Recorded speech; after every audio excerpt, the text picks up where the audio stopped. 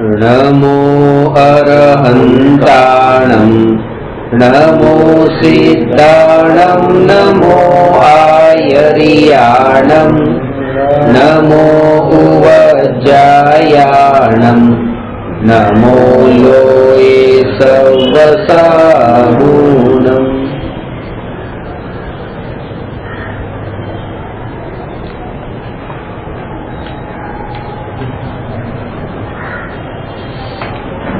प्रश्न नंबर 295 तत्वना श्रोताનું સ્વરૂપ કહો। છેલ્લા પ્રશ્નમાં તત્વના વક્તાનું સ્વરૂપ પૂછ્યું હતું, પણ એનો જવાબ એ આપ્યો કે તીર્થંકર ભગવાન એ શ્રેષ્ઠ વક્તા છે, કારણ કે પૂર્ણ વિતરાગી છે અને સર્વજ્ઞ છે। તેથી તીર્થંકર ભગવાન દ્વારા અપાયેલો ઉપદેશ એ પરમ સત્ય છે, કારણ કે તીર્થંકર ભગવાનને જગતના કોઈ પણ જીવ સાથે કોઈ પણ પ્રકારનું રહ્યું નથી, કોઈ સંબંધ રહ્યો નથી, એટલે ખોટો ઉપદેશ શા માટે આપે। હવે તત્વના શ્રોતાનું સ્વરૂપ બતાવે છે કે ભગવાનની વાણી સાંભળવા માટે શિષ્યમાં, ભક્તમાં કેવા પ્રકારના સદગુણો હોવા જોઈએ। વક્તાના સ્વરૂપને કહેનાર વક્તા હોય છે, સાથે સાથે શ્રોતાના સ્વરૂપને કહેનાર પણ વક્તા જ હોય છે। શ્રોતાનું સ્વરૂપ પણ વક્તા સમજાવે છે અને વક્તાનું સ્વરૂપ પણ વક્તા જ સમજાવે છે। તત્વના શ્રોતાને પોતાના અજ્ઞાનનું જ્ઞાન તથા સ્વીકાર હોવો જોઈએ। આ પહેલી વાત। દ્રવ્ય દ્રષ્ટિએ તો હું શુદ્ધ છું, પણ પર્યાયમાં જે અશુદ્ધતા છે એ અશુદ્ધતાનું જ્ઞાન હોવું જોઈએ। અને એટલા માટે કે બીજા જો પોતાની અશુદ્ધતાનું જ્ઞાન હોય તો જે અંતરમાં પડેલો કશાયનો ભાવ છે ઓટોમેટિક પાછો પડતો છે। મને મેં જોયું કે તમારામાં આવા દોષ છે, આ દોષ છે, આ દોષ છે, એ દોષને જોયા તો એ દોષને જોતી વખતે મારા અંદર જેમ જેમ હું તમારા દોષો જોઉં છું એમ એમ માન કશાય એ તીવ્ર થતો જાય છે, કારણ કે પોતે મોટો થતો ગયો, તમે નાના પડતા જાઓ છો। પણ જેવું જોયું કે પોતાનામાં પણ આવા દોષો રહેલા છે તો તરત જ દ્રષ્ટિ ક્યાંથી હતી। હવે જો કદાચ ત્યાં દ્રષ્ટિ જાય પણ તો એ ભાવથી દ્રષ્ટિ નહીં જાય જે ભાવથી પહેલા જતી હતી। એટલા માટે કે પહેલા પોતાની પર્યાયમાં જે અશુદ્ધતા છે, દોષ છે, એ દોષનું જ્ઞાન હોવું જોઈએ। મોટાભાગના કશાય ભાવ આપણને એટલે થતા હોય છે કે બીજાના કશાયોને દેખીને પોતાને કશાય થાય છે કે આ જીવમાં આવી ભૂલ છે, આતંકવાદી છે, આટલા જીવોને મારી નાખ્યા, કે હવે એની ભૂલ છે। પણ આવી જે પોતાની દ્રષ્ટિ, કઈ દ્રષ્ટિ કે બીજાનામાં જે ભૂલ છે એ ભૂલને જોવા વાળી જે મારી દ્રષ્ટિ, આ જે દ્રષ્ટિ છે પોતાની ભૂલ છે। આપણને એની ભૂલ તો દેખાડી કે આને 100 લોકોને મારી નાખ્યા, પણ એ નહીં દેખાયું કે 100 લોકોને મારી નાખનાર એવી જે મારી દ્રષ્ટિ, એવા જે મને વિચાર આવ્યા, એવા જે મને વિકલ્પ ઉઠ્યા, આ વિકલ્પ એ મારી પોતાની નબળાઈ છે। અને એ નબળાઈ જો નજરમાં આવે તો સામાવાળાની નબળાઈ નજરમાં આવશે જ નહીં, કારણ કે લાગશે કે જેમ એમાં દોષ છે તો પછી મારામાં ક્યાં દોષ નથી, દોષ તો છે। તરત જ પોતે એના કારણે જે અહંકારનો ભાવ ઉત્પન્ન થતો હતો એ ભાવ ઉત્પન્ન નહીં થાય। એટલે પહેલા જ પોતાના અજ્ઞાનનું જ્ઞાન તથા સ્વીકાર હોવો જોઈએ। જો અજ્ઞાનનો સ્વીકાર કરીને જ્ઞાન પ્રાપ્ત કરવા વક્તા પાસે જાય તો જ વક્તા થકી સત્ય સમજણ પ્રાપ્ત કરે। પૂરી રીતે કોરી પાટી થઈને મને કઈ આવડતું નથી। શ્રોતા જિજ્ઞાસુ હોવો જોઈએ। આ શ્રોતાનું સ્વરૂપ જે બતાવ્યું છે એ શ્રોતાની વાત જયારે કરું ત્યારે વક્તાનું સ્વરૂપ તો સમજવાનું તીર્થંકર ભગવાનનું સ્વરૂપ છે, અને શ્રોતાનું સ્વરૂપ જયારે કહું ત્યારે સમજવાનું ગણધરનું સ્વરૂપ છે। આ ગણધરની વાત કરી છે, કારણ કે સૌથી શ્રેષ્ઠ વક્તા તીર્થંકર છે અને સૌથી શ્રેષ્ઠ શ્રોતા ગણધર દેવ છે। અને એ ગણધર દેવ જેવી જિજ્ઞાસાથી અને ઉત્કંઠાથી પ્રશ્ન પૂછે છે અને સમાધાન મેળવે છે, એ રીતે અહીંયા કથન કર્યું છે કે આપણે પણ આવા સદગુણો પ્રગટ કરીએ પોતાના. બીજું કે શ્રોતા અને સાધક, આ શ્રોતા એટલે ખરા સાધક કે જેની સાધના હજુ અધૂરી છે અને સાધ્ય સુધી જઈ રહ્યા છે, એ જીવની સ્થિતિ એવી હોય કે એ જીવને પોતાના દરેક સમયે પોતાના મનુષ્ય ભાવની મહિમા હોય કે હવે જેટલો સમય મળ્યો છે આ એકલાનો માર્ગ છે, હું પેલા પોતાના આત્માનું કલ્યાણ કરું. એક વ્યક્તિ એ કીધું કે મારે યુરોપ જવું છે. કેટલા વખત માટે યુરોપ જવું છે? 30 દિવસ માટે યુરોપ જવું છે. સામેવાળી વ્યક્તિએ જવાબ આપ્યો, સમજદાર હતી. 30 દિવસ માટે યુરોપ જવું છે, યુરોપ જોઈ જ નહીં શકો છો. બીજી વ્યક્તિ કોણ હતી ત્યાં? એ કે હું પણ યુરોપ જાઉં છું. તમે કેટલા દિવસ માટે જાઓ છો? કે 15 દિવસ માટે. તો તમે થોડું યુરોપ જોઈ શકશો. ત્રીજી વ્યક્તિ હતી, એને કીધું હું તો 5 દિવસ માટે યુરોપ જાઉં છું. બસ તો તમે સારી રીતે યુરોપને જોઈ શકશો, નિહાળી શકશો. પેલી વ્યક્તિ કે હું 30 દિવસ માટે જાઉં છું તો એ નહીં જોઈ શકું, આવું કેમ? તો એને જવાબ આપ્યો કે જયારે તમે યુરોપમાં દાખલ થશો ને ત્યાં તમારા મનના અંદર એક વિચારની ધારા, એક ગ્રંથિ, એક ગાંઠ એવી બંધાયેલી જ હોય છે કે 30 દિવસ છે, ઘણો ટાઈમ છે. અને ઘણો ટાઈમ છે એ જે વિચાર છે એ વિચારના બળ પર જ તે એ દિવસો પસાર થતા જશે અને ક્યારે 30 દિવસ પૂરા થઈ જશે તમને ખબર પણ નહીં પડે અને તમારું જોવાનું અધૂરું રહી જશે. અને જેમ જેમ ઓછા દિવસ, આ 5 દિવસ વાળાને પણ કીધું કે તારી પાસે તો સમય નથી, તો એ પહેલા જ લખેલી જાય છે કે સમય બહુ ઓછો છે. અને ઓછો સમય એટલે પહેલા દિવસથી જ તે એટલો એલર્ટ રહેવાનો છો કે ક્યાંય પણ પોતાનો થોડો પણ સમય જો વેડફાઈ જશે તો આ જોવાનું બાકી રહી જશે. સમય નથી વેડફવાનો, 5 જ દિવસ છે, 5 જ દિવસ છે. એક મિનિટની કિંમત કરીને કે જે આત્માને જોવો છે, હવે જે એમ કે છે કે મારી પાસે સમય ઘણો છે, એ જીવની અને જેને એમ લાગશે કે 5 વર્ષ જ છે તો થોડી સંભાવના છે, પણ જેને એવું લાગે કે આવતા આપણે ભલે એમ કહેતા હોઈએ કે આયુષ્ય આપણને 80 વર્ષનું મળ્યું છે, પણ સિદ્ધાંતની દ્રષ્ટિએ 80 વર્ષ નથી. સિદ્ધાંતની દ્રષ્ટિએ શ્વાસોચ્છ્વાસમાં એની ગણતરી થતી હોય છે કે આ 80 વર્ષનું જે જીવન છે તો આપણે સ્થૂળ દ્રષ્ટિએ જોયું. બાકી તો એટલું છે કે આટલા શ્વાસ અંદર જવાના છે અને આટલા ઉચ્છ્વાસ બહાર આવવાના છે, આટલી ગણતરીમાં એ મનુષ્યનું જીવન મળે છે. એક શ્વાસ અંદર ગયો, આ બહાર આવ્યો, એની ગણતરી થાય છે અને એની ગણતરીની દ્રષ્ટિએ મનુષ્ય જીવન મળ્યું છે. પેલો સમય તો પકડમાં આવતો નથી, બાકી ગણતરી તો સમયના હિસાબે થાય છે, જે કાળનો સૌથી નાનો ભાગ છે. પણ આ પાછો શ્વાસ ખબર પડે છે આપણને. એટલા માટે જ્ઞાની એક સહી કહીને જાગૃત કરાવે છે કે તમારી પાસે આટલા શ્વાસોશ્વાસ બાકી છે અને હવે જે કાલે કરીશ એ જે ભાવ છે એ ભાવ અધૂરો ન રહી જાય. એટલા માટે જેટલું બને એટલું અત્યારે શીઘ્રાથી શીઘ્ર બસ પોતે પોતાનું કલ્યાણ કરી અને બીજાને સાથે રાખીને નહીં, પોતે એકલા કરી લો. કારણ કે બીજાને જયારે સાથે રાખવા જશો ત્યારે તમારી પોતાની જે સાધના છે એ સાધનામાં પાછા બીજા કેટલાય પ્રકારના વિકલ્પ આવશે. કારણ કે માર્ગ એકલાનો હતો, સાધના ભલે ટોળાની વચ્ચે પણ તમે કરે ત્યાં બેસીને, પણ દ્રષ્ટિમાં એક હોત, જો એક હોત તમારી સાધના અધૂરી ન રહી. જ્યાં ટોળું સાથે છે ત્યાં સાધના અધૂરી રહી શકે, ત્યાં પરાધીનતા આવી શકે છે, કારણ કે ત્યાં બીજા ઉપર આધીન થવાનું છે. બીજાનો વિચાર નહીં, હું પોતે પોતાની સાધના કરવા માટે, પોતાના હિત કરવા માટે આ ઉપદેશને સાંભળું છું. ત્યારે પોતાને એકલા રૂપે નજરમાં લીધો ત્યારે જે કરુણાનો અને દયાના ભાવથી જે ભાવનાઓમાં વહી જવાતું હતું એ નહીં વહાય. કારણ કે ત્યાં પોતે ખબર છે આ મારે પોતાને કરવાનું છે. આજે ભાવનાઓ વહી જવાનો મતલબ એ જ છે કે આ પણ બેનની તબિયત ખરાબ થાય એટલે તમે ન આવો સાધના કરવા માટે, બરાબર ન આવો.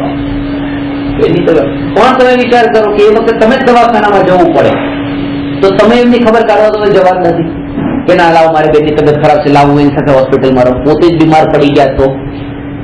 પણ એ વ્યવહારનો જે આપણો તીવ્ર મોહનો ભાવ, આ મોહનો ભાવ છે, અને આપણો મોહ એવો છે ગણતરીના હિસાબે ચાલે છે. આપણા અંદર ભાવ છે, કરુણાનો પણ ભાવ છે અને મોહનો પણ ભાવ છે. બેનના પ્રત્યે કરુણાનો ભાવ પણ છે, પણ સાથે મોહનો ભાવ પણ છે. કરુણામાં મોહ સમાયેલો છે. એમ ખબર પડે કે કોઈ એક વ્યક્તિનું મરણ થયું તો દુઃખ થયું, પણ એ દુઃખ એટલું ન થયું. ખબર પડી કે પાકિસ્તાનનો તો એટલું ન થયું, ભારતનો છે તો વધારે દુઃખ થયું. એ ભારતનું કોઈ મરે છે તો દુઃખ વધારે થાય છે. એમાં પણ પછી આપણે ભેદ પાડીએ છીએ. આ મોહની અંદરની જે ગાંઠ બંધાયેલી છે કેવા પ્રકારની છે એને સમજો પહેલા કે ભારતનો છે, પણ ભારતમાં પણ હવે એ ખબર પડી કે મુસલમાન છે તો એટલું દુઃખ નહીં થાય, અને હિન્દુ છે તો થોડું વધારે દુઃખ થાય. એમાં પણ ખબર પડી કે હિન્દુ ને જૈનમાં પણ જૈન છે તો હજી વધારે દુઃખ થાય. એ ખબર પડી પાડોશીનું છે અને પોતાના ઘરનું છે તો પોતાના ઘરમાં હજી વધારે દુઃખ થાય છે. પોતાના ઘરમાં પણ પાછું કોણ કે દૂરનું છે કે નજીકનું છે, પોતાની પત્ની જ છે, પત્ની છે, પોતાનો દીકરો છે, ત્યાં પછી એમાં વધારે મોહનો ભાવ છે, ત્યાં વધારે દુઃખ થાય છે. હવે આની જયારે વાત આવે, એક માએ કહ્યું ને એના દીકરાનું મરણ હતું તો યમરાજાને બોલાવવાનું કીધું કે ભાઈ લઈ જાજો, પણ દીકરાને નહીં, મને લઈ જાજો એમ. અને મેં તો આખી જિંદગી બહુ જીવી અને બહુ ભોગવી લીધું, હવે માન નથી રહેવું, દીકરાને બદલે મને લઈ જાઓ. પણ જયારે યમરાજા આવી જાય છે ત્યારે તરત જ આંગળી ચીંધી દે છે. યમરાજા તમે જે લેવા માટે આવ્યા છો ને આને લેવા માટે આવ્યા છો, માર નથી આવવાનું. એટલે જે ખરો ટાઈમ આવે ત્યારે દીકરાનો મોહ પણ ત્યારે છૂટી જાય છે, ત્યારે પોતાનો જ શરીરનો મોહ, આને બચાવવું, હવે દીકરાને પણ નહીં. આ મોહનું છે. અને આમાં પણ એવા ભેદ પડેલા છે. જો ડોક્ટર એમ કે ગળું કાપવું પડશે અને એમ કે પગ કાપવા પડશે, પગ કાપી નાખવું પણ ગળું નહીં કાપવા. આમાં પાછા બે ભેદ કરી નાખાય. જેમ હિન્દુસ્તાન પાકિસ્તાનના ભેદ છે એ રીતે આ શરીરમાં પણ મોહના ભેદ છે કે પગ કપાશે તો ચાલશે પણ કોઈ મારું ગળું કાપી નાખે તો એ નહીં ચાલે. છેલ્લે આપણે પોતાના અસ્તિત્વને બચાવવા માંગીએ છીએ બસ, કારણ કે જાણીએ છીએ પગ કપાઈને પણ મારું સેલ્ફ એક્ઝિસ્ટન્સ રહેવાનું, ગળું કપાશે તો હું જ નહીં. છેલ્લે આપણે પોતાના અસ્તિત્વને બચાવીને રાખવા માંગીએ છીએ. અને ગુરુનો ઉપદેશ પહેલો એ જ છે, તમે આત્મા છો, તમારું સેલ્ફ એક્ઝિસ્ટન્સ અનંત છે, ત્યાં જ ભાઈ કરી જે એને જોઈતું હતું. કારણ કે એને તો એટલું જોઈતું હતું છેલ્લે કે હું બચું, બસ હું બચું, હું રહું.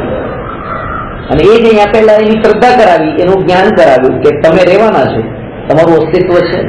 અને એ અસ્તિત્વના બળ પર જ તે જૈન ધર્મમાં જે સાધનાની વિધિ બતાવી છે અને હિન્દુત્વમાં બતાવી છે બેમાં અલગ છે. હિન્દુ મતમાં એ તે વર્ણની સ્થાપના કરી અને હિન્દુ મતમાં એ બતાવ્યું કે તમારે જો દીક્ષા લેવી હોય કે સંન્યાસ લેવો હોય તો સંન્યાસ ઘડપણમાં જ લેવાનો. તો તમે જુવાનીને ભોગવો, ઘર સંસાર ભોગવો, સંસારને ભોગવી લો અને પછી જે ઘડપણમાં એક ઉંમર આવે ત્યારે તમે પછી સંન્યાસ લો. જૈન ધર્મમાં એ વાતને ના પાડી. જૈન ધર્મમાં બતાવ્યું કે જુવાન હોય, બાળક હોય તો પણ સંન્યાસ લઈ શકે છે. મહાવીર ભગવાને તો 30 વર્ષની પર જુવાનીમાં તે સંન્યાસ દીક્ષા લીધી હતી, ઘડપણની રાહ નથી જોઈ. આ તો મહાવીર ભગવાનની વાત કરી. અને કુંકુદ આચાર્ય તો 11 વર્ષની ઉંમરે દીક્ષા લઈ લીધી. 11 વર્ષની ઉંમરે દીક્ષા લઈ લીધી. અને વિજય ક્ષેત્રમાં તો 9મા વર્ષે દીક્ષા લઈને કેવળ જ્ઞાન પામી જાય છે. તો કહેવાનો અર્થ એ કે ઘડપણમાં જ એ સંન્યાસ લેવાનું જરૂરી નથી. અને એ લોકોનું કારણ એ છે કે તમે આખા જીવનના અંદર જે તમે ભોગને ભોગવ્યા, એ ભોગ ભોગવીને એ અસાર તમને લાગે કે કાંઈ મળ્યું નહીં તો તમે દીક્ષા લઈ. જૈન ધર્મમાં શું કીધું કે બાળપણમાં પણ લઈ શકાય. કેમ? કારણ કે આ જે આત્માનું જીવન છે એ ખાલી આ ભાવ પૂરતું નથી. ગયા ભાવમાં પણ હતો ને, ગયા ભાવમાં જે ભોગ ભોગવ્યા હતા એ ભોગની અસારતાની થોડી પણ, એ અસારતાની અસર જો એના અંદર થોડી પણ રહી ગઈ હોય તો એ બાળકને પણ દીક્ષા લેવાનો અધિકાર છે. કારણ કે ગયા ભોગમાં જે ભોગ ભોગવ્યા હતા એ અસાર, કારણ કે અહીંયા ગઢપરમાં શું કર્યું, આખા જીવનના ભોગની અસારતા એના અંદર જો હોય તો શિક્ષા સંન્યાસ લઈ શકે. હવે બાળકમાં પણ જો ગયા ભોગમાં ભોગવેલા ભોગની અસારતા જો અંદરમાં શ્રદ્ધામાં ગુથાવેલી હોય તો આ ભાવમાં બાળપણમાં પણ એ દીક્ષા લઈ શકે છે. અને કોઈ ગરડો વ્યક્તિ જેને આ ભાવના ભોગની પણ અસારતા ન હોય તો પણ એ દીક્ષા માટે પાત્ર નથી. કારણ કે આ ભાવમાં ભોગવેલા ભોગ પર જેને અસાર ન લાગ્યા હોય તો ગળપણમાં પણ એ પાત્ર નથી. અને કોઈ બાળકને ગયા ભાવમાં ભોગવેલા ભોગની અસારતાનો અંદરમાં શ્રદ્ધામાં સંસ્કાર ગ્રંથ થયેલો હોય તો એ દીક્ષાનો અધિકારી છે. એટલે સાધક જીવ છે એ સાધક માટે ઉંમરની મર્યાદા નથી, એની નિત્યતાની મુખ્યતાથી જૈન દર્શનમાં સાધનાની નીતિ બતાવી છે. નિત્યતા એટલે પહેલા પણ હું હતો અને પછી પણ હું છું એ અસ્તિત્વ. અને આ જે અસ્તિત્વ છે આ અસ્તિત્વનું મૂલ્ય એને ઝીરો કરી દીધું. આ અસ્તિત્વનું મૂલ્ય એટલે આ સંબંધોનું મૂલ્ય, આ સગા સંબંધીઓનું મૂલ્ય, ઘરનું, શરીરનું, આ જેટલું પણ એની પોતાની કિંમત હતી એ કિંમત છે તે જેને ઝીરો કરી દીધી. આ જીવનની કિંમત ન રહી, જીવનની કિંમત ન રહી. જીવનની કિંમત કેમ ન રહી? કારણ કે પોતાનું જીવન માન્યું. સમજાવ? આ વાત સમજવા જેવી છે. મારું આત્મા છે, હું આત્મા છે, મારું અસ્તિત્વ અનંત કાળ સુધી છે. ચૈતન્ય પ્રાણથી મારું અસ્તિત્વ છે. જાણવા રૂપ જે પરિણમન છે એ જ મારું અસ્તિત્વ છે. જાણવા રૂપ પરિણમન સિવાય મારું કોઈ અસ્તિત્વ નથી. આજે જાણવું છે એની સિવાય મારું કોઈ અસ્તિત્વ નથી. તો પછી આજે મનુષ્યનું જીવન હું જીવી રહ્યો છું એ જીવનનું કોઈ મહત્વ જ નથી. કારણ કે એ જીવન મારું અસ્તિત્વ ક્યાં છે? મારું જીવન તો જ્ઞાન અસ્તિત્વ છે. એટલે આજે રોજ ઉઠું છું, જમું છું, ચાલું છું, બોલું છું, વેપાર આદિ કરું છું, આ જે જીવન બધું જીવું છું એ જીવન મારું જીવન નથી. એ તો આ બધું દેહની ક્રિયાઓ છે.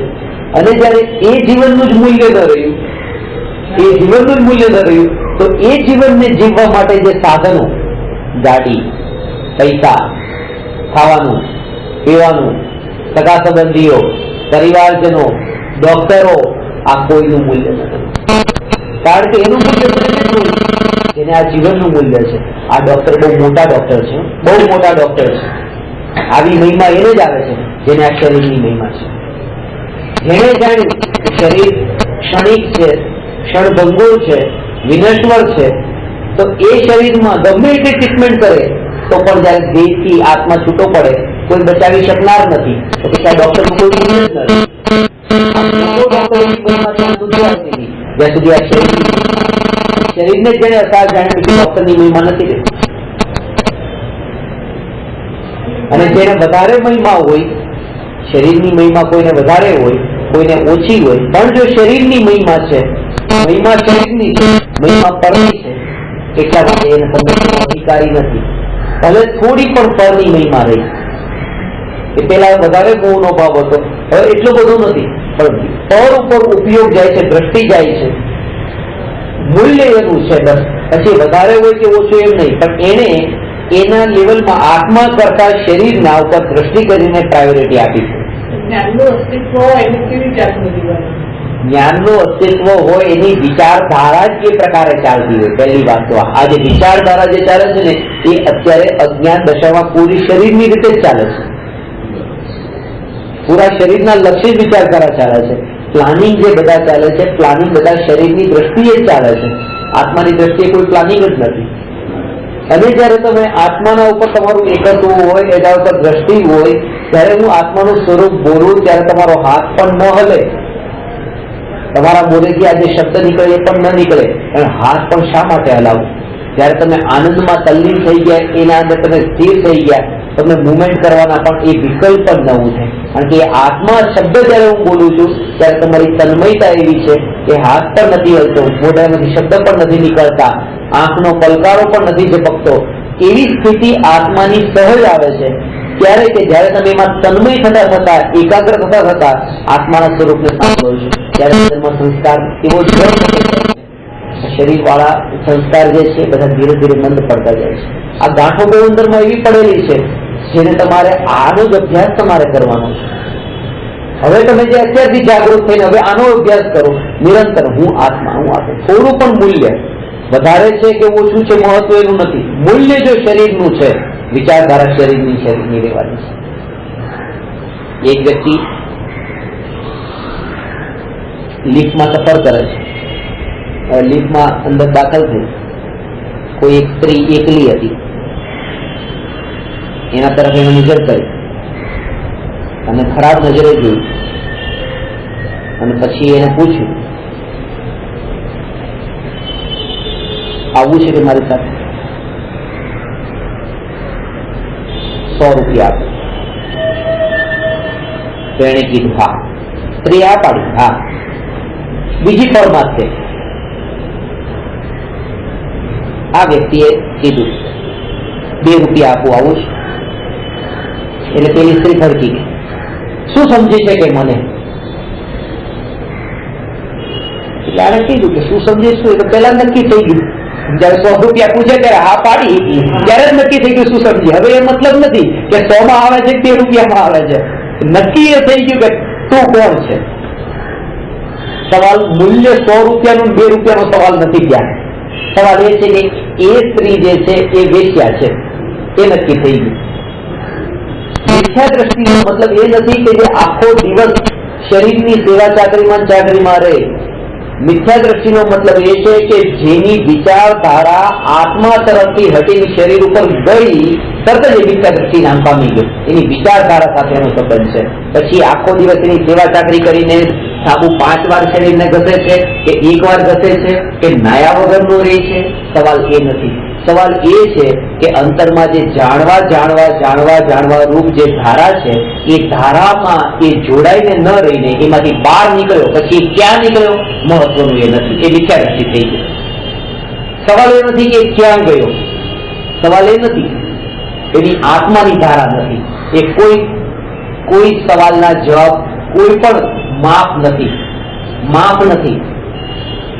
કોઈ એમ કે મારી પત્નીની તબિયત ખરાબ છે કે હું આત્મસાધના નહીં કરી શકું, કોઈ એમ કે મારી બેનની તબિયત ખરાબ છે આત્મસાધના નહીં કરી શકું, અને તમે એમ કહો કે આ લોકો જ નથી કરવા તો હું નહીં કરી શકું. આ બધા બાના. જ્ઞાનની જો જાગૃતિ હોય ને, જ્ઞાનની ધારા જો તમારી અંતરમાં હોય, તમને અંતરમાં કોઈ સંયોગ જ અસર ન કરે. હું જાણનાર મારી અંતરની જાગૃતિ હોય, કોણ મને અસર કરે? અંતરનો તમારો પોતે તમારો આનંદ તમે નતા લેતા એ વખતે, જ્યારે તમારા કાનમાં સમાચાર પડ્યા કે તમારા પરિવારમાં કોઈને આવું થયું, એનું મરણ પણ થઈ ગયું. તમે તમારે પોતાની આનંદની ધારામાં નતા. આનંદની ધારામાં જ્ઞાન સાથે એકત્ર કરીને ધારામય જો જીવન જીવતા હોત ને, એ સમાચાર કાનમાં પડતા પણ તમારી ધારા તૂટે નહીં. એનો જ અભ્યાસ કરવાનો છે. લોકોપવાદનો ભય જે છે એ ભય ટળવો જોઈએ. આ નામનો ભય છે, કારણ કે પછી ખરાબ દેખાશે. આ શરીરનું જે નામ છે, એ નામથી દીકરો કે છે માં તું કેમ આવું કરે છે, ભાઈ કે છે બેન તું કેમ આમ કરે છે, મમ્મી પપ્પા કે છે બેટા તું આમ કેમ કરે છે. આ પરનો ભય, પરની અપેક્ષા, પરના શબ્દો જે સ્વભાવમાં જે ઉતર્યો છે, એને જગતના કોઈ પણ સંબંધો, એના થકી કહેવામાં આવતા કોઈ પણ શબ્દો એ કોઈ અસર કરતા નથી. કારણ કે પોતાના આનંદની ધારાને છોડી જવાય ક્યાંય માંગતો નથી. પોતાના બસ તો પોતાના સ્વરૂપ, તમારામાં એ સ્વરૂપ છે અને તમે એ ધારામાં રહી શકો છો. જો તમે એ જ વાતને બતાવે છે કે તમે ક્યાં ભૂલ કરી બેઠા.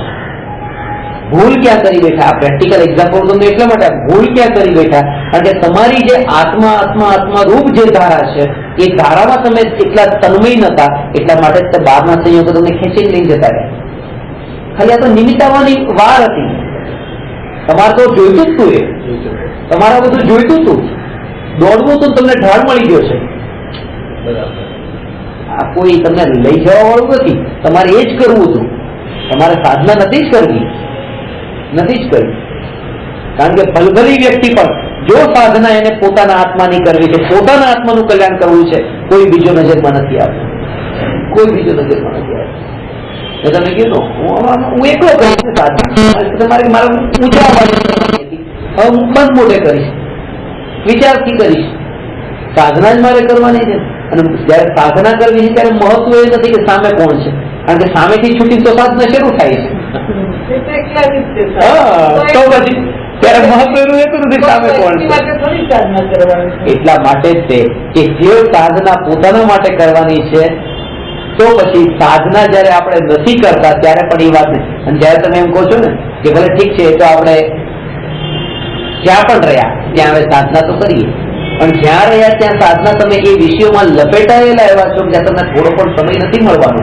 ત્યાં વિકલ્પો વિકલ્પો વિકલ્પો એવા થવાના છે કે તમને જે પુશઅપ કરીને જે રોંદવાના હતા, જે કુંભારની જેમ જે કામ કરવાના હતા, માટીને રોંદે પગ મૂકી મૂકીને ખૂંદી દે, પૂરેપૂરી એવી કરી નાખે કે ખૂંદીને ત્યારે એમાંથી માટલું બને.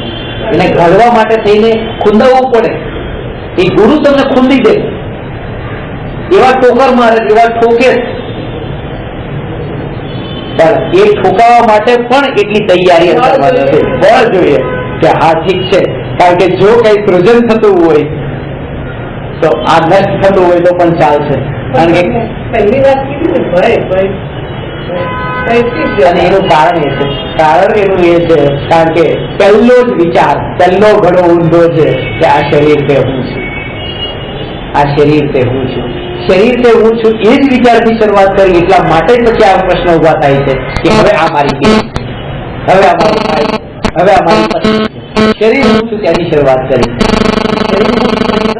ત્યાં તમારી જો ચિંતનની ધારામાં તો એ વાત જાય છે, દેહ હોવા છતાં પણ દેહ રહિત દશાનો અનુભવ થાય છે, વિકલ્પ હોવા છતાં પણ વિકલ્પ રહિત દશાનો અનુભવ થાય છે. ત્યાં માત્ર જ્ઞાન રૂપ અનુભવ થાય છે, જ્ઞાન સિવાય બીજો કોઈ અનુભવ થતો નથી. પણ એ ભૂતકાળના અનુભવો એની શ્રદ્ધામાં પડેલા છે, એના બળ પર એ ટક્યો છે કે ભૂતકાળમાં વિષયોની લપેટોમાં હું એવો લપેટાયો હતો, મને હાથમાં કઈ નતું મળ્યું, મને હાથમાં કઈ ના આવ્યું, પણ તો અત્યારે પાછો હું શા માટે જાઉં છું? તરત જ પાછો વળે, તરત જ જાગૃત થઈને પાછો વળે. અને પાછો વળે પોતે પોતાના, બીજો જે છે એ બીજાને પણ ન લે, બીજાને પણ વચ્ચે ન લે. આના ઉપરથી એક બોધ, મને એક નવો બોધ મળે. જેને ઊંઘવું છે ને એના કાનમાં જઈને બેન્ડ બાજા નહીં વગાડો, બીગલો નહીં વગાડો, ઢોલ નગારા નહીં વગાડો. જેને ઊંઘવું છે, કોઈ માણસ સૂતો હોય ને સુવા દો, ડિસ્ટર્બ નહીં કરો. એને ભટકવાનો અધિકાર છે સંસારમાં. એ સંસારમાં છે તો એને ભટકવું જ છે, ભટકવાનો અધિકાર છે. એને વધારે હેરાન નહીં કરો. કોઈ માણસ સૂતો હોય તો આપણે જો એનું ભલું ઈચ્છતા હોય ચૂપચાપ નીકળી જઈએ છીએ, ઉખાડતા પણ. જ્ઞાની એ જ કામ કરે છે. જ્ઞાની જોવે છે, બિલકુલાચાર્ય જોવે છે કે આટલા લોકોનું ટોળું બધા ઊંઘી રહ્યા છે ને મોહની ઊંઘમાં. કેમ એકની પાસે એને કેવા ન ગયા, સમજાવવા ન ગયા? એને ભટકવાનું છે, એને અધિકાર છે ભટકવાનો. ભટકતો હોય તો ભટકવાનું.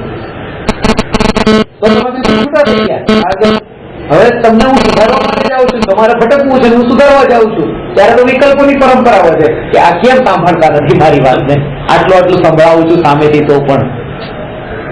જેને ભટકવું છે એટલે ભટકવાનો અધિકાર છે, ભટકે. અને જેને સાંભળવું છે, જો જાગતો છે, ઊંઘતો નથી તો સંભળાવો. પણ જો ઊંઘતો હોય તો એને કઈ નહીં કરો, એને છંછેડો નહીં. ક્યારે ઊંઘમાંથી ઉઠે અને વધારે ગુસ્સો આવી જાય, મોટા ભાગે તો એવું જ થતું હોય છે. સવારે 5 વાગે બધા ઊંઘતા હોય અને અલ્લાહુ અકબર કરીને શરૂ થાય. ખાલી હિન્દુઓને નહીં, મુસલમાનને પણ એમ લાગે કે આ ક્યાં સવારમાં ઊંઘ બગાડી.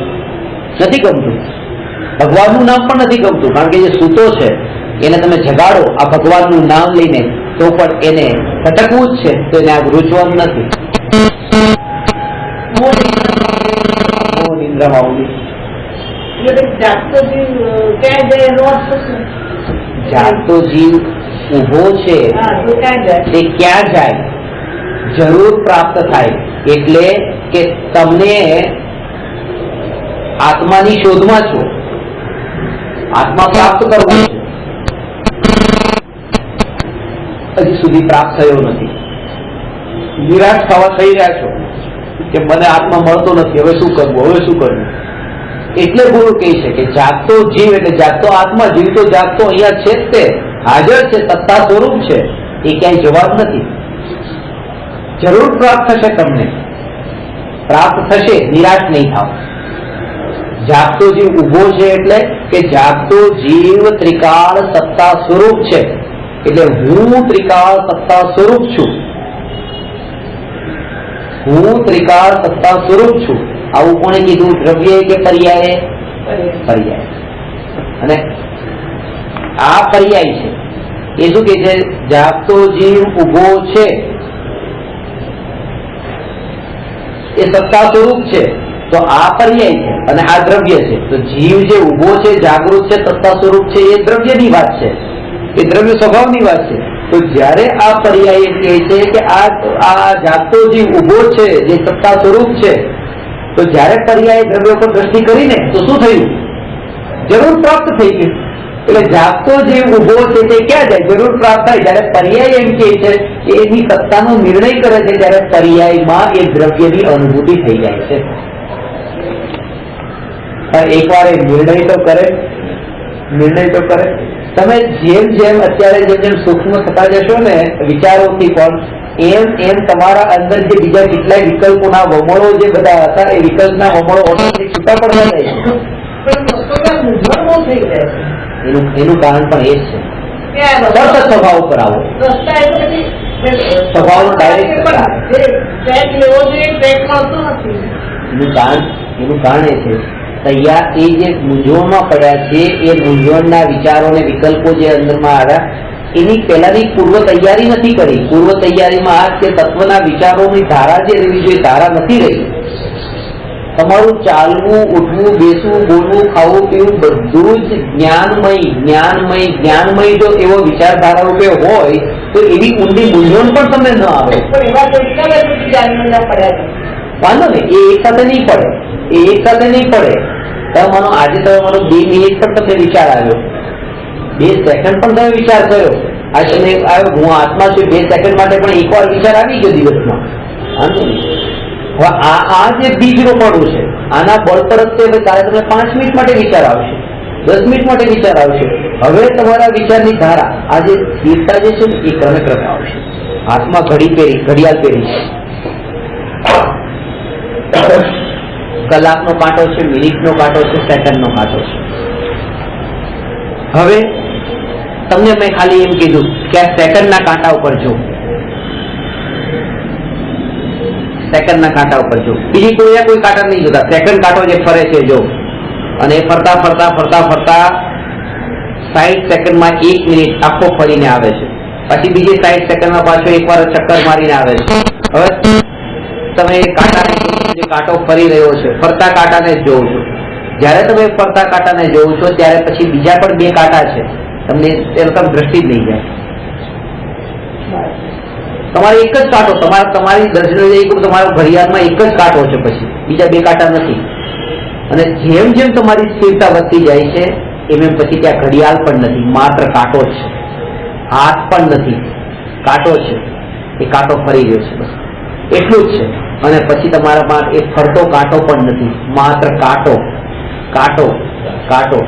અને એ જયારે તમે જોવો છો, આટલો તમે અભ્યાસ કર્યો, હવે તમે ગણતરી પણ ગણો, 1 2 3 4 5 6 7 8 9 બોલતા બોલતા તો પણ તમારી નજરમાં કાંટો છે, તો પણ નજરમાં કાંટો.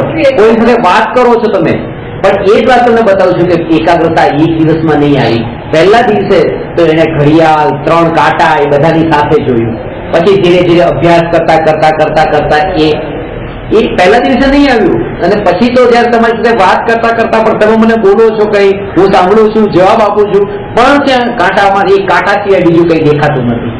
આવી સ્થિતિ આવે છે કે એક આત્મામાં હું જાણનાર, વાતમાં, ડગલે ને પગલે ચાલતા જાણનાર, સ્કૂટર પર બેઠા હું જાણનાર, ઉતર્યા હું જાણનાર, ગાડીમાં બેઠા જાણનાર, ઉતર્યા જાણનાર, કોઈને મળ્યા હું આત્મા જાણનાર. જાણનાર વાળા જે સંસ્કાર છે એ સંસ્કાર આ સંસ્કાર એકરૂપ સંસ્કાર નથી રાખતા. એટલા માટે હું જાણનાર માત્ર છું, આટલું જ. આ જે થઈ રહ્યું છે હું જાણનાર. તો ત્યાં જે તમે ભય આવે ને, મૂંઝવણ બહુ થઈ ગઈ છે, બહુ મૂંઝવણ થઈ જાય છે, ત્યારે પણ આ જાગૃતિ રાખો. હું આત્મા, મૂંઝવણ થઈ છે એનું પણ ધ્યાન નથી. તો મૂંઝવણમાં તમે એકત્વ કર્યું એટલે તમે દુઃખ થયું, પણ હું જાણનારમાં એકત્વ કરો તો મૂંઝવણમાં એકત્વ ન રહ્યું. એ પણ જે છે બધું પર્યાય સ્વરૂપ છે. જે રસ્તો નથી મળતો, કોને નથી મળતો? પર્યાય. અને દ્રવ્ય સ્વભાવમાં પણ દ્રવ્ય સ્વભાવ શું છે? બસ. તો જયારે જેવો દ્રવ્ય સ્વભાવ જાણવું છે એ જયારે તમે નજર કરો છો ત્યારે પર્યાયની મૂંઝવણ પછી રહેતી જ નથી. પણ એ નથી કર્યો અભ્યાસ એટલા માટે જ મૂંઝવણ રહી છે. હજી સુધી નથી કર્યું એટલા માટે આ રહી છે. એનો અભ્યાસ કેવી રીતે કરવાનો છે કે બેનો ભેદ જાણવાનો છે કે જે પણ પર્યાયમાં ભૂલ થઈ રહી છે એ બધી પર્યાય છે, એ દ્રવ્ય સ્વભાવ નથી. નિર્ણય આવ્યો. નિર્ણય ક્યાં આવ્યો કે પર્યાય દ્રવ્યનો જે ભેદ જાણ્યો ને આ જ નિર્ણય કે પર્યાય મારું સ્વરૂપ નહીં ને હું દ્રવ્ય એ મારું સ્વરૂપ, આ જ નિર્ણય. પેલું ક્ષણિક છે, આ નિત્ય છે. તો કેટલા પણ પ્રકારના વિકલ્પો આવે તો વિકલ્પોના કારણે પણ એકત્વનો જે ભાવ છે, એકત્વનો ભાવ આત્મા સાથે જ છે. મને કેટલા વિકલ્પ આવ્યા, આમ કરવું છે, આમ કરવું છે, આમ કરવું છે, આમ કરવું છે, આમ કરવું છે, એ વિકલ્પ પ્રોબ્લેમ હોય, કારણ કે એકત્વનો ભાવ આત્મા સાથે હોય એ શ્રદ્ધાનું કાર્ય છે.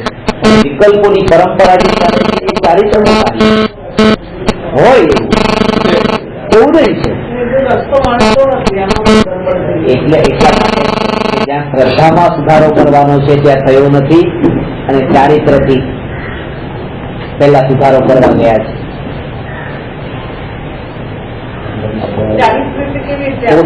આ છે કે મારે વિકલ્પો મૂંઝવણ બહુ આવે છે, વિકલ્પો બહુ થઈ જાય છે, આ થઈ જાય છે, તકલીફ થઈ જાય છે, રાગદ્વેષ પણ થઈ જાય છે. આ બધા પણ આત્મા નથી મળતો એ પણ ભાવથી થઈ જાય છે. આ બધું જ વિકલ્પો છે.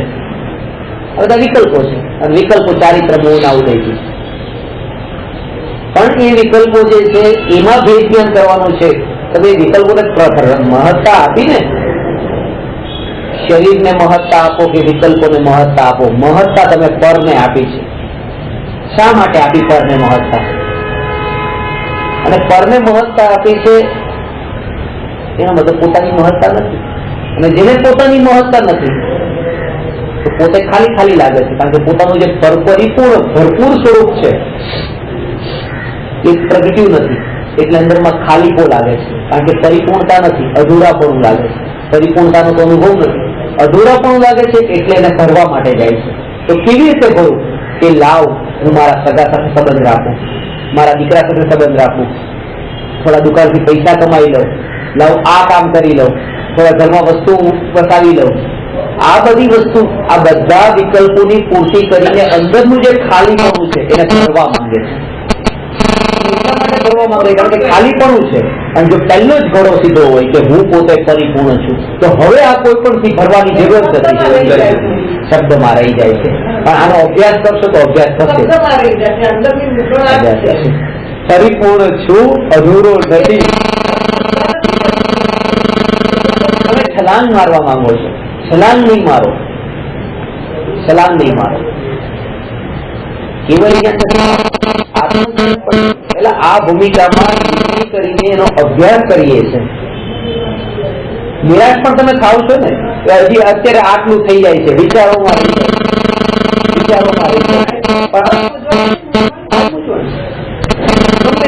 પણ વિચાર કરીએ છીએ, સાંભળીએ ત્યાં રહી જાય છે, પણ હજી પચતું નથી, હજી પરિણમતું નથી, હજી પરિણમતું નથી. આ પરિણમતું નથી એ શું છે? વિકલ્પ. પરિણમતું નથી એ વિકલ્પ છે. ક્યાં પરિણમતું નથી? દ્રવ્યમાં કે પર્યાયમાં? તો જેમ તમે આ શરીરની ગરમ તાવરૂપ પર્યાય છે, તો એ પર્યાયમાં અટકતા હતા. તાવ આવ્યો, આ પર્યાયમાં અટકતા હતા. પર્યાયમાં તો તાવ મટી ગયો, હવે સારું થઈ ગયું. તો જે અટક્યા હતા એમાં અટક્યા હતા પર્યાયમાં અટક્યા હતા. અને હવે ક્યાં અટક્યા કે મને અત્યારે હજી આ થતું નથી, ઉપયોગ આત્મા. બસ, તો બહુ મોટી ભૂલ નથી, બે ભૂલ એક સરખી જ છે. કે મને હજી મૂંઝવણ બહુ થાય છે. પેલો જીવ પાપમાં જેવો અટક્યો છે, ભોગોમાં અટક્યો છે, તમે પણ એવામાં જ અટક્યા ઉપર નથી આવ્યા. લાગતું હોય છે કે મને બીજા કોઈ ભાવ નથી રહ્યા, એક માત્ર સમ્યક દર્શન, આત્મજ્ઞાન, પોતાની અનુભૂતિની જે ઈચ્છા છે, બીજું કઈ નથી. સમ્યક દ્રષ્ટિની એ પણ ઈચ્છા નથી. કારણ કે જેને દ્રવ્ય સ્વભાવમાં એકત્વ કર્યું એને આ પર્યાય વાળી આકુલતા કેમ મટી ગઈ? કારણ કે દ્રવ્ય સ્વભાવ પરિપૂર્ણ છે, એમાંથી થોડા પણ હટો નહીં. પર્યાયમાં પરિવર્તન આવે જ છે, પણ પર્યાયમાં પરિવર્તન કરવાનું ને પર્યાય પ્રગટાવવાના વિકલ્પો એ પર્યાયમાં પરિવર્તન નથી લાવતા. દ્રવ્ય વાળો પક્ષ એટલો જોરદાર હોય શ્રદ્ધામાં, હું દ્રવ્યથી આ છું, હું આ છું એ જો વિચારમાં રહી અને એ સંસ્કાર રહેશે, ઓટોમેટિક પરિણમન થાય છે. એ વિચાર કે શ્રદ્ધાને પરિણમાવતો હોય છે દરેક સમયે પકડમાં નથી આવતું. એ જ કારણ છે. આત્માની વાત સાંભળો છો, તમને સમજાવે છે કોઈ, અને વિષયના ભોગો તો કોઈ સમજાવતા નથી, શીખાડતા નથી, તો પણ વિચારોમાં અને ધારામાં એ જ કેમ રહે છે, આ કેમ નથી રહે? દ્રવ્ય સ્વભાવનો આશ્રય, દ્રવ્ય સ્વભાવનો આશ્રય નથી. વાત એ જ છે. પાછી મૂંઝવણ છે તે પર્યાયમાં છે. પ્રભુ તમે પરમાત્મા છો એ વિચારની ધારા જેને રહે છે એને મૂંઝવણ નથી રહેતી. જેને પરમાત્મા થવું છે એને મૂંઝવણ થશે. પરમાત્મા થવું છે એને મૂંઝવણ થશે કે હું ક્યારે થઈશ પરમાત્મા. આ તો પંચમ કાળ છે. પાછો પંચમ કાળમાં તો પરમાત્મા થતા નથી, એટલે વધારે મૂંઝવણ થાય. પણ હું પરમાત્મા છું, એ પરમાત્મા છું એટલે હું પરમાત્માનું કામ શું છે જાણવું. રાગદ્વેષ કરવા પરમાત્માનું કામ છે. પરમાત્મા રાગદ્વેષ કરે, પરમાત્મા માત્ર જાણે ને લોકાલોકને જાણે તે પરમાત્મા. વિતરાગી ને સર્વજ્ઞ તે પરમાત્મા છે, જેમાં રાગ નથી અને જ્ઞાન છે. બસ, તો હું દ્રવ્ય સ્વભાવથી રાગ રહિત છું અને જ્ઞાન સહિત છું. હું પરમાત્મા છે એ તો છું.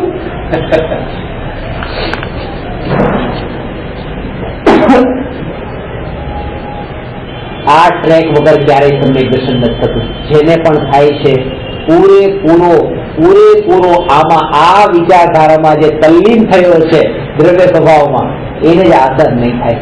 અને પછી તમને અસર પુષ્પાબેન, તમે વ્યવહારમાં બહુ કાચા છો, ત્યારે અંતરનો ત્રિકાળી ધ્રુવ ભગવાન આત્મા આ શબ્દો જયારે કાનમાં પડ્યા ત્યારે જે જ્ઞાન પર્યાયમાં જણાયા, એ જ્ઞાન પર્યાયમાં જે આકાર થયો આ શબ્દોનો, એ આકાર જે છે એ શબ્દોનો નથી, આ જ્ઞાનનો જ આકાર છે. આ જ્ઞાન જ છે. આ જ્ઞાન છે તે હું છું, જ્ઞાન છે તે હું છું, એટલે હું પરમાત્મા છું. અને આ ધારા તમારી ત્યાં રહી તો પેલા કોઈ કીધું, જતા રહ્યા, પર્યાય નિશ્ચિત થઈ ગઈ. પણ આ જે જાગૃતિ અંદરમાં હતી દ્રવ્ય સ્વભાવની દ્રઢતા વાળી, એ ટકી રહે. કારણ કે દ્રવ્યનો આશ્રય તો દ્રવ્ય ટકી રહે છે, તો એ જાગૃતિ પણ ટકી રહે. પર્યાય ટકતી નથી. પર્યાય વાળા જે વિચારો છે, સંસ્કારો છે, એ પણ ટકતા નથી, એ પણ વિલીન થઈ જાય.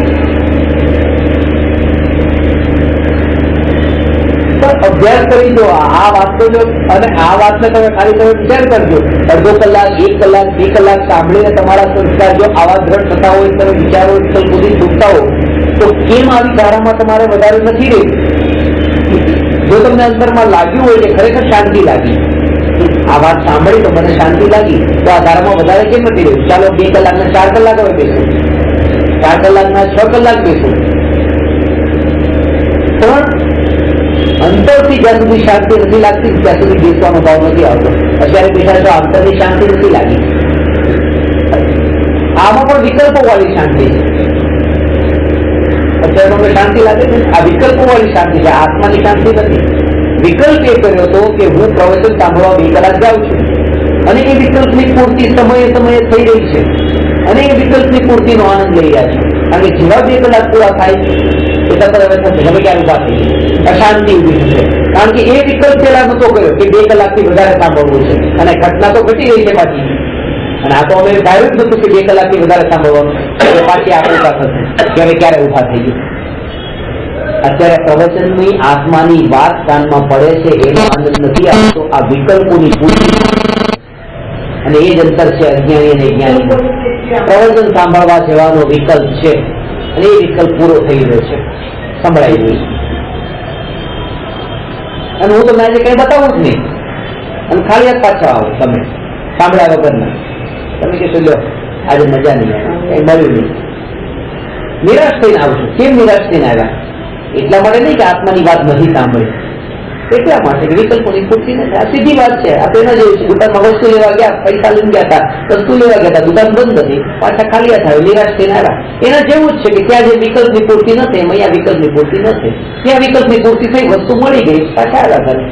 આ વિકલ્પની પૂર્તિ થઈ, આત્માની વાત સાંભળી પાછા આવ્યા. આત્મા જે જાણપણું જે છે, જાણવું એનો આનંદ અત્યારે નથી, એનો સંસ્કાર પણ નથી રોપાયો. એનો સંસ્કાર જયારે રોપાય ત્યારે તમારી આ જે વર્તમાન પર્યાયમાં વિકલ્પોની પૂર્તિ થઈ રહી છે એ પણ પકડમાં નહીં આવે. ત્યારે હું પણ પકડમાં નહીં આવું, એ શબ્દો પણ પકડમાં નહીં આવે. ત્યારે એકલું આ જાણપણા સિવાય બીજું પકડમાં નહીં આવે. એવા જો એકાદ બે વ્યક્તિ અંદર મરાઈ જાય, ડૂબી જવાય, એકવાર જોડાઈ જવાય, તો સદભાગ્ય સમજવું પોતાનું કે જેના માટે આપણે તરસ્યા હતા એ પાણી. એ લક્ષ્ય લઈને નહીં આવવું કે 1 કલાક હું બેઠી છું, પૂરેપૂરી તલ્લીન થઈને બેઠી નહીં. જો ઝટકી અંદર લાગી જાય સફળ થઈ ગયા. કારણ કે એ છે તમને એને વારંવાર કરવાની જરૂર છે. દીવા તળે સળગાવી છે, વાટ આગળ એક પળ માટે લગાડી. હવે દીવો હંમેશા માટે પ્રગટાવી, પણ દીવા પ્રગટી એક પળ ખાલી સ્પર્શ ના થઈ. અંતરમાં એક પળ માટે પણ આ જ્ઞાન તે હું એવી જો અંતરમાં સ્પર્શ ના થાય, બહારનું વિસ્મૃત પણ થઈ જાય, એને હવે કોઈ ફરક નથી પડતો. સાંભળવા ગયા હતા, સંભળાયું કે નહીં સંભળાયું, વિષય અધૂરો રહી ગયો કે પૂરો થયો, પ્રશ્ન કેટલા નંબરનો હતો એનું શું ચાલતું, કઈ નહીં. કારણ કે એ તો પોતાના વિકલ્પથી પણ જયારે છૂટો પડ્યો તો આ પ્રશ્ન તો બહુ દૂર છે. એવું અંદરમાં ઉતરે એ જીવને આ અભ્યાસ પણ આ પ્રકારે જ થાય છે. હું તમને કઈ કઈને અંદરમાં તમારામાં અભ્યાસ દ્રઢ થાય એ રીતે કહું છું. અભ્યાસ આવો જ દ્રઢ કરો, અને ત્યારે જેવી તમે અંદરમાં ઝટકી લગાવી ને તરત બહાર આવ્યા, બહાર આવો ત્યાર પછીનું તમારું આખું જગત છે એ જગતમાં તમને હવે કઈ હવે બોજરૂપ નથી લાગતું. 100 કિલો વજન માથા ઉપર નીચે ઉતરે કે કેમ હળવા લાગે ને, એના જેવું છે.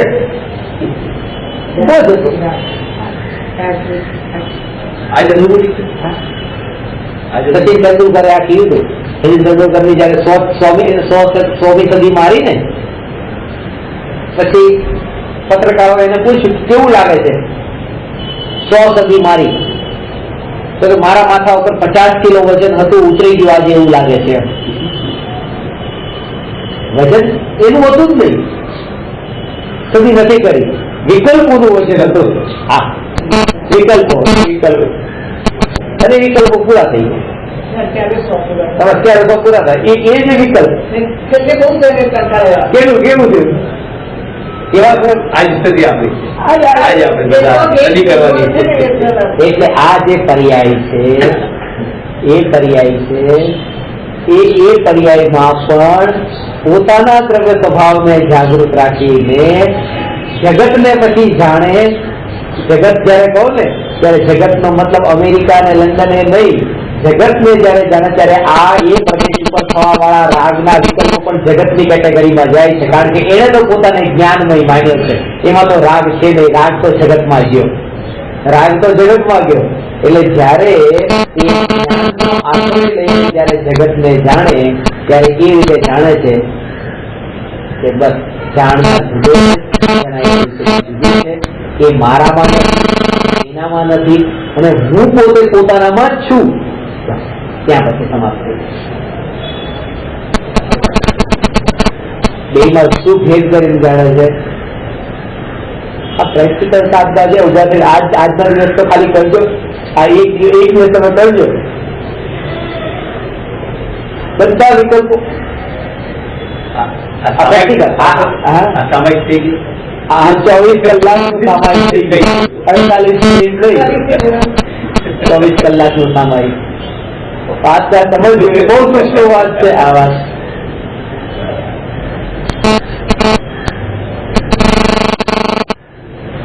સ્વભાવ તો પ્રગટ છે. પહેલી વાત આ જાગૃતિ કે જેટલું દૂર હું અમેરિકાને જાણું છું એટલું દૂર પેલા રાગનો વિકલ્પ જાણું. જેમ જગત મેં કીધું દુનિયા, તો દુનિયાના દેશો જે છે એની ત્યાં રાગના ભાવ ને રાગના વિકલ્પ પણ દુનિયાની કેટેગરીમાં ગયા. તમને આ બોલી રહ્યો છું, બોલવાનો ભાવ ઉત્પન્ન થયો છે. આ બોલવાનો ભાવ, તમને જે સાંભળવાનો ભાવ થયો છે એ સાંભળવાનો વિકલ્પ, આ સાંભળવાનો રાગનો વિકલ્પ, શબ્દને સાંભળવાના રાગનો વિકલ્પ, આ બધું તમે જગતની કેટેગરીમાં રાખ્યું. એટલું દૂરનું રાખ્યું છે. અને જાણનાર માત્ર એને અલગ રાખ્યું છે. અને આ જાણનાર તે હું, અને આ જે જણાઈ રહ્યું છે તે હું નહીં. હું આ જગતમાં નથી. હવે હું જગતની વ્યાખ્યા બીજી વાર નહીં બતાવું. જગત એટલે પેલો વિકલ્પ રાગનો. હું જગતમાં નથી, જગત મારામાં નથી. હું પોતે પોતાનામાં છું. હું પોતે પોતાનામાં છું. હવે ત્યાં કોઈ વિકલ્પ નથી. કારણ કે વિકલ્પ તો ત્યારે જ ઉભો થાય કે એક હોય જાણનાર અને જે જણાય તે કોઈ બીજું હોય. જે બીજું છે ત્યાં પરનો વિકલ્પ છે. ત્યાં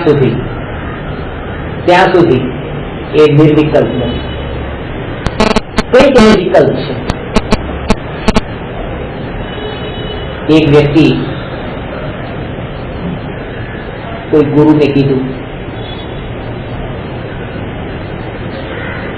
કે મને જ્ઞાન આપો, મારે ઉપદેશ જોઈએ છે આપની પાસેથી, જ્ઞાન મળશે. એ ગુરુ એવા હતા, આપી દઉં છું. ક્યારે આપવાનું છે જ્ઞાન? આપને જયારે સમય હોય ત્યારે હું આવી જઈશ. અત્યારે જ કે ચલો આપવા માટે આવી જાઓ. જ્ઞાન આપવાનું છે. પ્રત્યેક આત્મા એક સમાન છે. હું આત્મા છું. હું આત્મા છું. સમસ્ત પર પદાર્થોથી ભિન્ન છું. બેઠા હવે જવાનું છે જ્ઞાન આપવા માટે. શિષ્ય પણ સાથે છે. એને કીધું કે ઉભા રહો, હું તમને મારું વાહન કાઢું. તમને વાહન કાઢ્યું. જે ગુરુનું વાહન હતું ગધેડો, ગધેડા ઉપર બેઠા. શિષ્ય પાછા આવે, પોતે ગધેડા ઉપર બેઠા પણ ઊંધા મોઢે બેઠા. ઊંધા મોઢે બેઠા.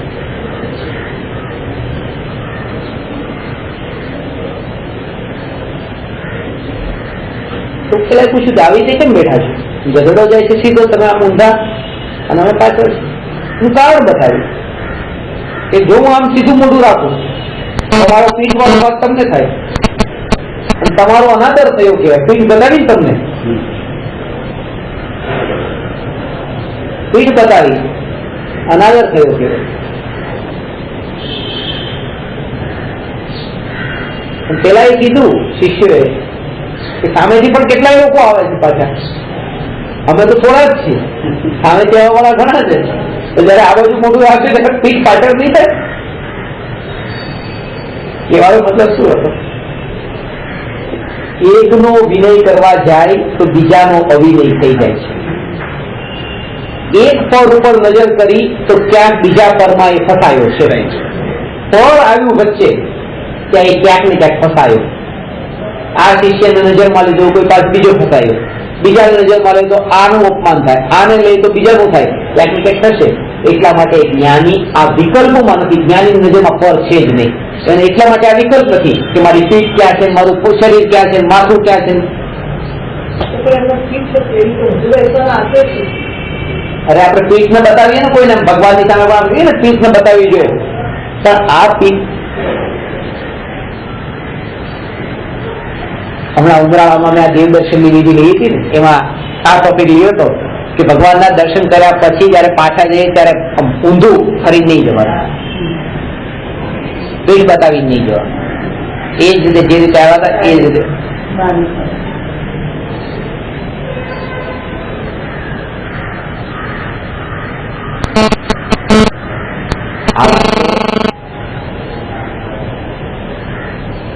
કેવા માટે છે? કેવા માટે છે? હકીકત શું હોય છે? આ એનું ફળ નથી દેવદર્શનનું. દેવદર્શનનું ફળ તો એ છે કે દેવદર્શન કર્યા પછી પોતે પોતાના સ્વરૂપમાં જ એટલો સ્થિર થયો, પોતાની ધારા જેવી અંદરમાં વહેવા લાગી, પોતાના અતિન્દ્રિય આનંદમાં જેવો વહેવા લાગ્યો. આ એનો એન્ડ છે ને. આ શરૂઆત બરાબર હતી કે શરૂઆતમાં મોઢામાં કઈ ન હોવું જોઈએ, કારણ કે ત્યાં તો હજી અંદર આવતો હતો, પણ અંદર આવવાનું ફળ તો એ હતું કે હવે પોતે પોતાનામાં ઉતરી ગયો, પોતે ઉતરી ગયો. એટલે હું ખાસ આ વાતને કહું છું, જો દેવદર્શન કરી પાછા ફર્યા તમે જો હજી ધ્યાન રહી જાય છે કે તમારી પીઠ ક્યાં છે, તો સમજો કે હજી ફળ નથી મળ્યું દેવદર્શનનું. ફળ તો એ છે કે હવે એ ખબર નથી રહેતી. એ વાત બરાબર છે કે નીતિ અને કુટિલતા નથી, માયાચાર નથી, ખોટું નથી કરવા માંગતા કે ભાઈ અમારી પરિણતિ એવી નથી પ્રગટી, એટલે ભલે લોકો બરાબર જે રીતે પીઠ બતાવ્યા વગર પાછા આવતા હોય એ રીતે સાચા છે, કારણ કે એ વાતને બતાવી રહ્યા છે કે હજી અમને ફળ નથી મળ્યું જે મળવું જોઈએ. બાકી ફળ એનું એ છે કે જયારે એ ત્યાંથી ઉભો પણ થાય, બહાર પણ આવે છે, તો પરમાત્માના દર્શનથી નિજ આત્માનું દર્શન એવું થયું છે કે હવે ખબર જ નથી. હવે તો બધા પરમાત્મા દેખાય છે. જો આ પરમાત્માને પીઠ ન દેખાડો તો કોઈ બીજા પરમાત્મા બધા પીઠ દેખાવાની છે એને પણ હવે આ ભેદ નથી રહ્યું. હવે એ આ બધામાં અટકતો નથી. એ તો પહેલા અંદર દાખલ થતી વખતે એને હતું, ભૂમિકા અનુસાર હતું, પણ હવે એ પોતે પોતાનામાં ઉતર્યો છે.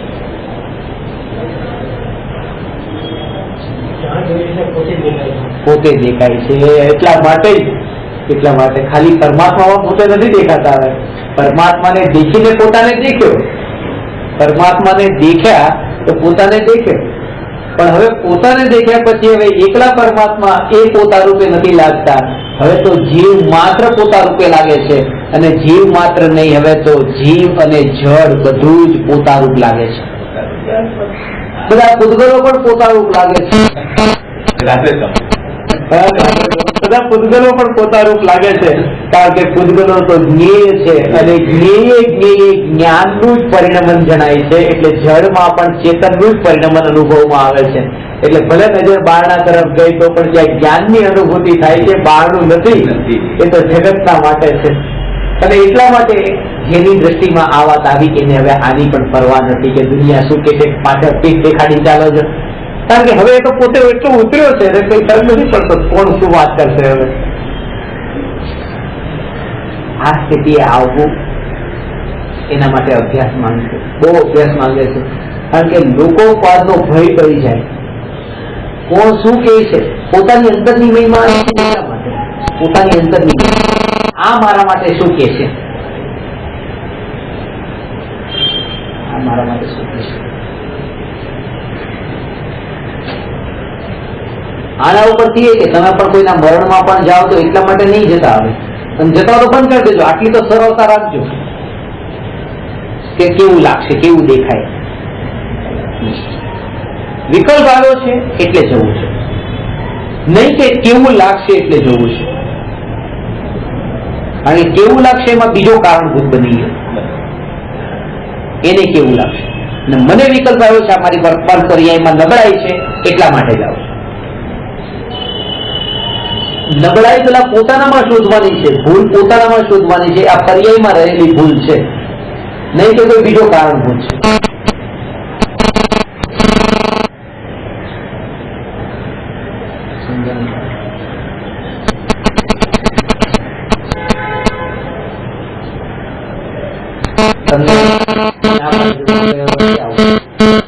આવા બિન બદલે 3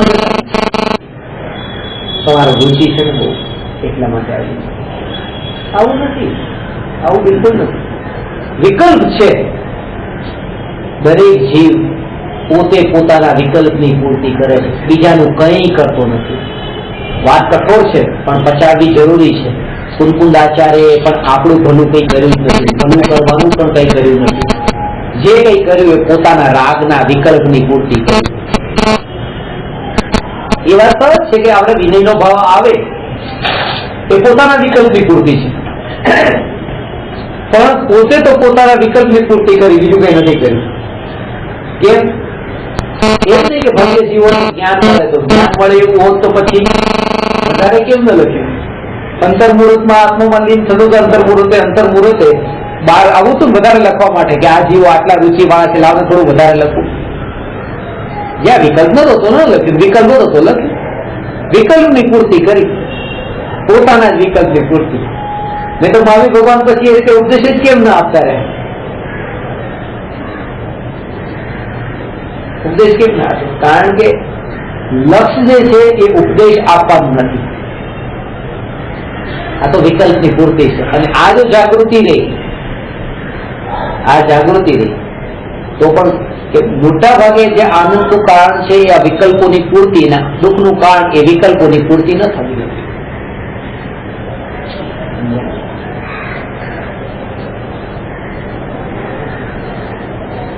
તમે સાધના ન કરી આટલા દિવસ, તમને દુઃખ થયું? દુઃખ તો થાય. આટલા દિવસનું સ્વાધ્યાય છૂટી ગયો આપણો, 8-8, 10-10 દિવસ એવો સ્વાધ્યાય થાત, પેલા પોઈન્ટ્સ મેં બધા લખ્યા, તમારા માટે તૈયાર કર્યા, મહેનત કરી, કે બધું સાંભળી ગયા કોઈ બીજા આવીને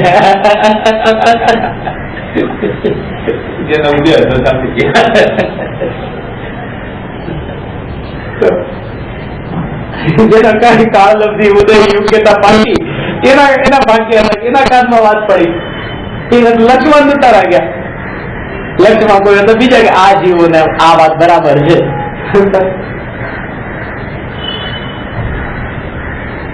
અને એમાં તો તમારો દેશ તો આટલો પાકો થયો છે કે ભાઈ હું પોતે પરમાત્મા છું એ કહું, તમે ચોકી નથી જતા. અને એ લેવલની વાત બધી નક્કી કરેલી. અને જે સાંભળવા માટે જે આવ્યા હતા એ તો નવા હતા, અને એ લોકો માટે પછી મેં આ જ વાત કહી દીધી. તો એ લોકો તો આવું વાત છે, હવે પરમાત્મા અમે કેવી રીતે પરમાત્મા? અમે તો પરમાત્મા થવાનું છે. પરમાત્મા અમારું સાધ્ય છે કે પરમાત્મા સાધન છે?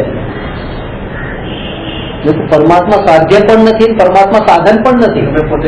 તમે પોતે જ પરમાત્મા.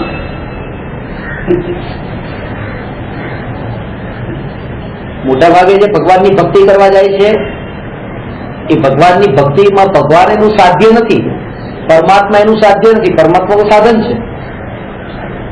શેના માટે એને માન્યું કે ભગવાન મને ગાડી આપી દો, પૈસા આપી દો, આ આપી દો? સાધ્ય તો પૈસા છે, પરમાત્મા સાધન છે.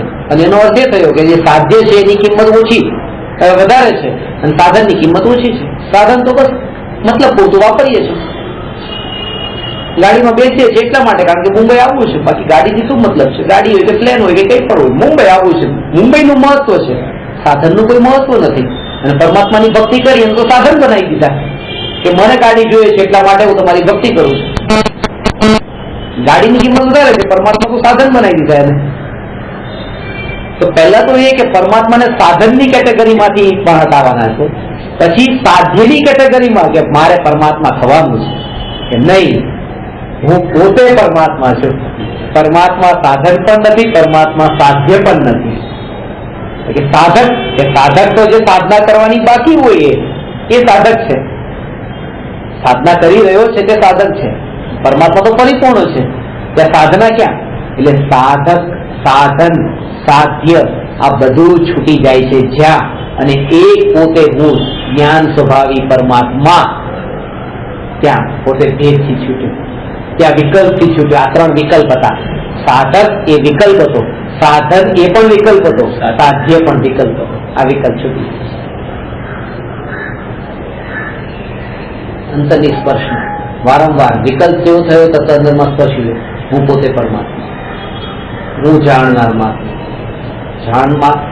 જાણનાર માત્ર. અને એને સ્વભાવથી હજી ઊંડા ઉતરીને કોલસા ઉપર રાખ લાગેલી છે, હાથ લગાડ્યો, ગરમપણાનો અનુભવ થયો, આ આગનો અનુભવ થયો. આ આગ જે છે ગરમ છે, રાખ ગરમ નથી, રાખ ગરમ નથી, આગ ગરમ છે. એ આગ જ ગરમ છે ને આગનું જ આ પ્રગટપણું છે. એવી જ રીતે કે આ જ્ઞાનનું પ્રગટપણું છે, આ રાગનું પ્રગટપણું નથી. આ જે વ્યક્ત થઈ રહ્યું છે એ જ્ઞાનનું જ વ્યક્તપણું છે, રાગનું વ્યક્તપણું નથી. રાગ તો મને જણાયો છે કારણ કે જ્ઞાનની મહિમા નથી, જ્ઞાનનું સ્વરૂપ આજ સુધી મેં લક્ષમાં લીધું નથી, એટલે આ રાગ જણાયો છે. બાકી આ જે જણાઈ રહ્યું છે આ તમે નથી, ત્યાં બેઠા તે તમે નથી, મારું જ્ઞાન છે, આ ખુરશી નથી, આ જ્ઞાન છે, આ જ્ઞાન છે, આ જ્ઞાન છે એવી જેની જાગૃતિ છે એને હવે તમે સામે તમે નથી તો પણ તમે નથી એમ નહીં, એ પણ જ્ઞાન જ શબ્દમાં નથી ભાવ તમે જે કહો છો ભાવ ભાષણ થઈ ગયું જ્ઞાન છે એમ બોલો તો બરાબર છે, બીજા શબ્દ થઈ જાય એના માટે એ જ વાત તમને બતાવવાની છે.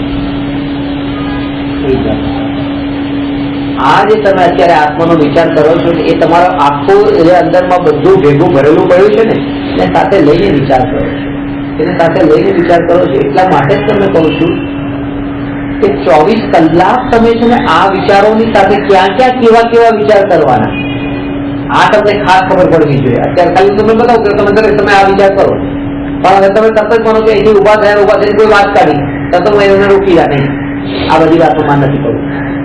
ન્યાયનો વિચાર કરો, આપણને શું મળવાનું છે, આ વિકલ્પથી શું મળવાનું, તરત તમે સમજ્યા, રોક્યા, રોકાઈ ગયા.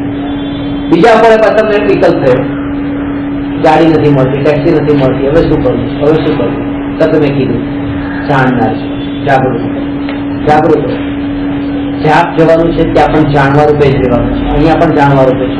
તમે કોઈ આ લક્ષ્ય લઈને તમારે કઈ જવાનું નથી. સાધનાની જે યાત્રા છે, યાત્રા કોઈ ડેસ્ટિનેશન ઉપર નથી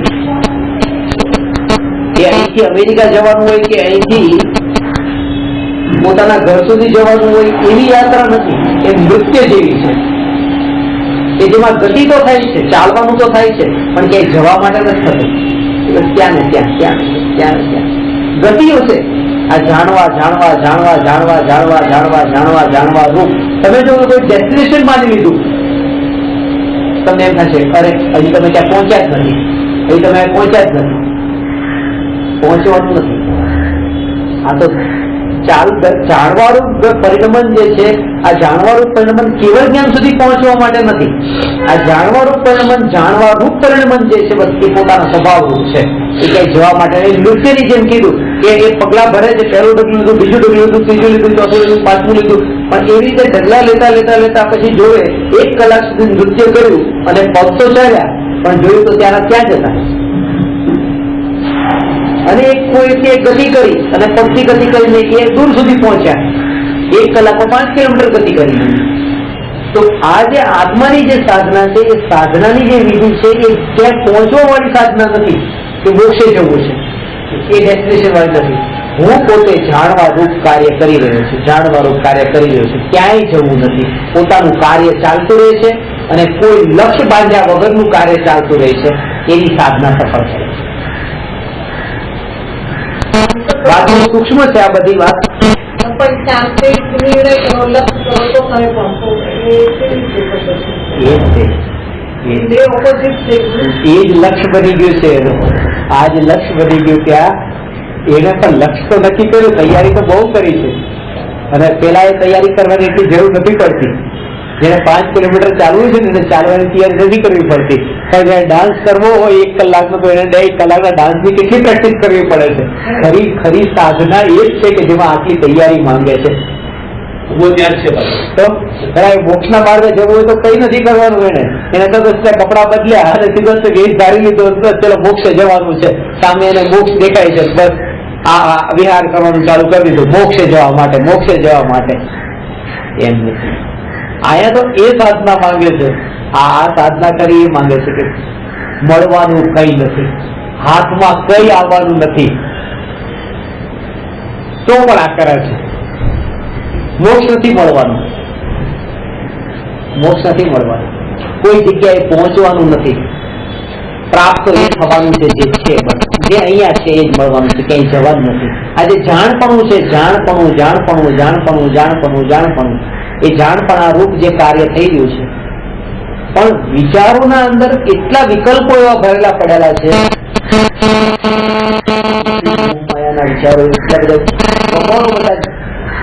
ગૂંથાયેલા છે કે જેના કારણે થઈને એક મેં વાત વાંચી હતી કે એક વ્યક્તિનું મરણ થવાનું હતું ત્યારે દેવતા આવી ગયા એને લેવા માટે, અને દેવતાએ કીધું કે તે બહુ પાપ કર્યા છે, તો હવે તને સ્વર્ગમાં મોકલું છું. બહુ પાપ કર્યા હતા, બહુ પાપ કર્યા હતા મનુષ્ય જીવન, અને એવી જિંદગી જીવ્યો કે તને સ્વર્ગમાં મોકલું. કેમ સ્વર્ગમાં, નરકમાં કેમ નહીં? કે નરકમાં મોકલું તો અહીંયા જે તું જિંદગી જીવ્યો છો ને, જો નરકમાં સીધો જઈશ ને તને એ સ્વર્ગ જેવી લાગશે. તને એ નરકની જે જિંદગી છે સ્વર્ગ જેવી લાગશે, સારી લાગશે, બેટર લાઈફ લાગશે. તને સજા નહીં લાગે. તને લાગશે હું તો કેવી જગ્યાએ પહોંચી ગયો. કારણ કે તું જે મનુષ્યનું જીવન જીવ્યો તે નરકથી પણ બદતર જીવન હતું. એટલે પેલા તને થોડીક વાર સ્વર્ગમાં મોકલું અને પછી તને નરક મોકલું. તને ખબર પડે કે દુઃખ કોને કહેવાય નરકનું. કહેવાનો અર્થ એનો એ હતો કે અત્યારે જે આપણે આ જીવન જીવીએ છીએ, નારકીઓને આવા વિકલ્પો નથી હોતા લાંબા લાંબા. એ મામાના ને કાકાના ને ભાઈના ને બેનના ને ભાઈના એ આ બદતર જિંદગી છે નરકથી પણ. અને એ વિકલ્પોના ભગોળો પૂરા લઈને બેઠા છો ને આત્મા સાંભળવા માટે. એટલે પછી નથી, એટલે નથી પકડા. પકડા તો દૂરની વાત, સાંભળવા નથી મળતું. આ બધા લઈને બેઠા ત્યારે તો આપણે કોઈ બીમાર પડે અટકી જાય છે સાંભળવાનું પણ.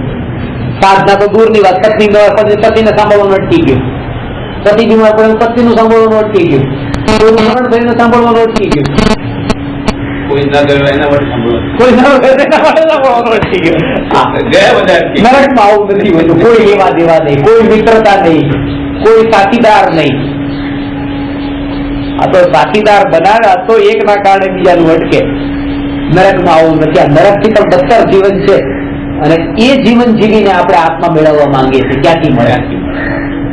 બહુ સૂક્ષ્મ વાત છે. એટલા માટે એકલાનો માર્ગ છે. ગમે તેમ કરીને મરીને પણ સમય નથી એમ સમજીને.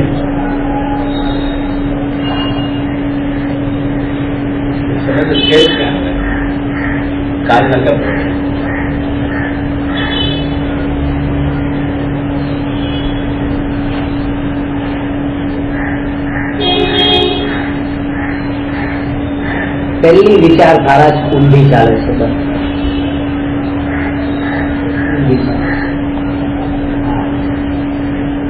કરવાનું છે, કરવાનું છે, કરવાનું છે. આમાં જ હું જાણનાર છું એ જો લક્ષમાં રે તો હવે જે કરવા પડવાના વિકલ્પ છે એનું કરતા પણ હું છૂટ્યું, એમાં એકાતોનો ભાવ છૂટ્યો. અને એ જ નિરાકુરતા છે, એ શાંતિ છે.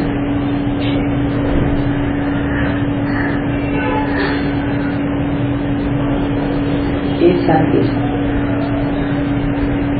દૂર દૂર સુધીના પદાર્થોમાં આજે પહેલો જ વિચાર જે ખોટો હતો વિકલ્પોથી.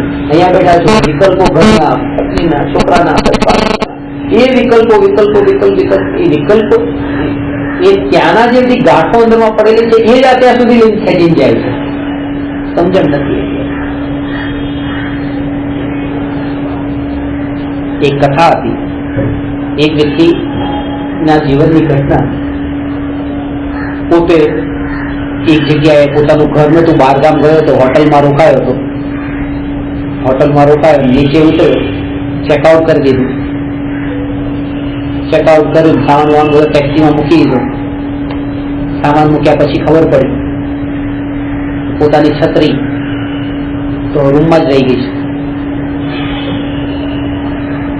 તો પાછો સામાન ટેક્સીમાંથી ઉતાર્યો, ત્યાં મૂક્યો, છત્રી ત્યાં ગયા. પેલા રિસેપ્શનિસ્ટને કીધું કે ચાવી આપો, કે મારી છત્રી ગઈ. કે એ રૂમ તો કે કોઈ બીજાને આપી દીધો છે. અને નવયુવક દંપતી હતા, નવા નવા લગ્ન થયા, કે એને રૂમ આપી દીધો છે. તો કે ઠીક છે, હું લઈ જાઉં. પછી ત્યાં ગયા અને ત્યાં દરવાજા પર પહોંચ્યા તો બંને વચ્ચે વાર્તાલાપ ચાલતો હતો, પતિ પત્ની વચ્ચે. આ તો કે મારે કરવું શું, છત્રી લીધા વગર તો જવાય નહીં પાછું. અને આ બે ની વાતો સાંભળ્યા વગર પણ પાછું જવાય નહીં. તો વાતો સાંભળવા ઉભો રહી ગયો. તો જે કાણા ઉપર જે હતો દેખાતું હતું એમાં કાન રાખ્યો, ચાવીનું ત્યાં કાન રાખ્યો, સાંભળ્યું. પતિ છે એ પત્નીના વખાણ કરતો કે અરે તારા તો કાળી નાગીન જેવા, કે તારા વાળ છે કેવા સરસ સરસ, હવા લાંબા વાળ. આ વાળ કે તો પત્નીએ કીધું અરે કે આ તો તમારા જ છે, અરે તારી આ માછલી જેવી આંખો, તો કે અરે આ પણ તમારી જ છે. ધીરે ધીરે બધું વર્ણન કરું પત્ની કીધું આ તો તમારો જ છે, આ તમારો. આનાથી રેવાયું નહીં, તરત જ કીધું કે ભાઈ પેલી છત્રીનો વારો આવે તો એમ કેજો મારી છે, પછી એની નથી એની નથી. બધું એ મારી છે પછી એ નથી. કહેવાનો મતલબ એ હતો કે આ જે વિકલ્પમાં જે અંદરમાં આટલો છત્રીની કોઈ કિંમત નથી, પણ એને આટલું નીચે આ અંદરમાં જે ગાંઠ બંધાયેલી છે ને એના જેવું આપણું છે. એટલે આપણે એક નાના એવા પરમાણુ જેનું કોઈ મૂલ્ય નથી, પણ એના અંદર આપણા વિચારોમાં એટલી મોટી વસ્તુ બની ગઈ છે, અને એ જ તે આ આત્માની વાતને પચવા નથી દેતી, કાનમાં પડવા નથી દેતી. તો એટલું મૂલ્ય નથી. નાની નાની ઘટના, કઈ થોડો તાવ વધી ગયો, શરીર કઈ થોડું ગરમ થઈ ગયું, પગ અકળાઈ ગયા, કઈ થયું, તરત જ ચિંતા, હવે શું થશે, હવે શું થશે. શરીરમાં કઈ પણ થયું, હવે શું થશે, આ લઈ લો, આમ કરી લો, આમ કરી લો, થોડું થોડું બેસી ગયું, પાછું દાજે છે, દાજી થઈ ગયું, આ થઈ જાય, આમ કરી નાખો. તાત્કાલિક જે આ શરીરના માટેના જે વિકલ્પો છે ને, હજી આપણી એક સમય એવો આવે કે આ બધું ખબર પણ ન રહે, યાદ પણ ન રહે. પહેલો આપણે ટ્રીટમેન્ટ કરવાના જે વિચારો ઉઠે છે એ પણ આ દેહની એટલી કે હજી આને બચાવવું છે, ટકાવવું છે, આનાથી મારું જીવન છે, આ નહીં તો મારું જીવન નહીં, આ નહીં તો મારું જીવન નહીં. અને જેને માન્યું કે મારું જીવન જે છે આનાથી નથી, તો પછી તો ક્યાંથી છૂટે.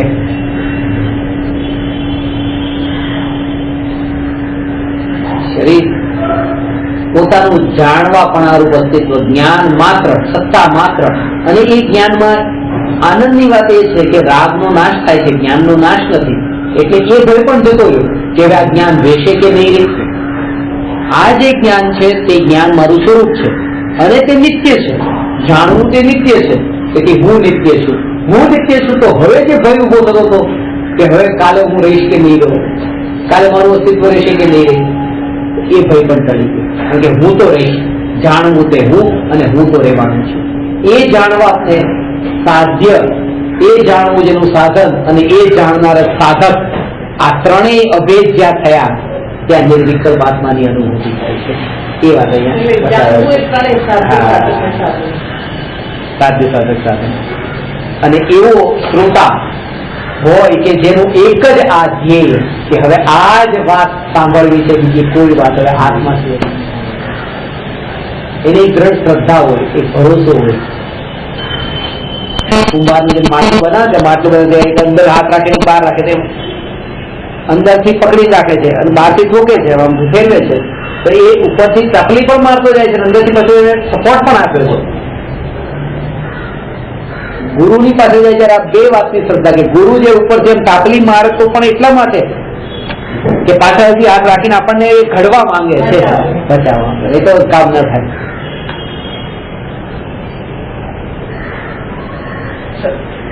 નિર્વિકલ્પ જે ધ્યાન હોય, દશા હોય, ધ્યાન બે વસ્તુ અલગ છે. તમે બે શબ્દ નિર્વિકલ્પ ધ્યાન અલગ છે, નિર્વિકલ્પ દશા અલગ. અને સતત શું ચિંતન આત્માને લગતું નિર્વિકલ્પ ધ્યાનમાં તો નિર્વિકલ્પ જ છે, ચિંતન ની સવાલ જ નથી. નિર્વિકલ્પ થયા ના થાય ત્યાં સુધી નિર્વિકલ્પ ની અવસ્થામાં વાત કરે. નિર્વિકલ્પ ધ્યાન પછી મેડિટેશન ની સ્થિતિ હોય એ નિર્વિકલ્પ અનુભૂતિ છે.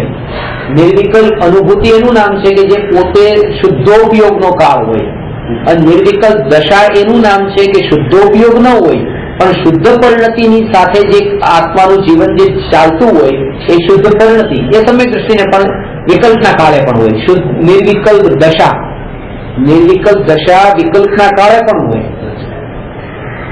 નિર્વિકલ્પ અનુભૂતિ ક્યાં નથી, દશા છે. અને દશા નિર્વિકલ્પ કેમ કીધી છે? કારણ કે જાણી બુજીને મારી નગરીને ઉપયોગને ભમાવતા નથી. આ ઉપયોગનું સ્વરૂપ કેવું હોય છે જેને ભમાવતા નથી. આ આ ટોપિક છે. નિર્વિકલ્પનું જે છે ને કે નિર્વિકલ્પની સ્થિતિ અંદર કેવી છે, એ સમયે ત્યાં શું હોય છે એ જેટલું વચનમાં આવશે એ બધું બપોરે લઈશ આજે, છોડતા નહીં આજે. પર ક્યાં પાછા અહીંયા નહીં લે. નમો અરહંતાણમ નમો સિદ્ધાણમ નમો આયર્યાણમ નમો ઉવચાયાણમ નમો લોય સર્વસા